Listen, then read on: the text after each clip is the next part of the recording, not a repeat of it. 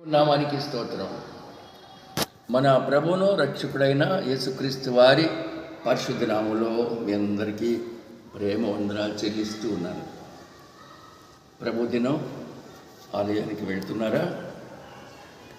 దేవుని సన్నిధిలో ఆలయంలో మీరు పాల్గొంటూ ఉన్నారా? దేవుని చిత్తమందు భద్రపరచబడుతూ ఉన్నారా? అపోస్తలుడైన పౌలు ఎఫెసీయులకు రాసిన పత్రిక 5వ అధ్యాయం 15వ వచనంలో ఇలాగ రాస్తూ ఉన్నారు. దినములు చెడ్డవి కనుక మీరు సమయమును పోనివ్వక సద్వినియోగపరచుకొనచ్చు. అజ్ఞానుల వలె కాక జ్ఞానుల వలె నడుచుకున్నట్లు జాగ్రత్తగా చూసుకొనండి. ఇందు నిమిత్తము మీరు అవివేకులు కాక ప్రభు యొక్క చిత్తం ఏమిటో గమనించుకొనండి. ఆశీర్వాదం, ధన్యత పరిశుద్ధాత్మ దేవుడు మనకెల్లరకు అనుగ్రహించుడుగాక. ఆమేన్. God bless you.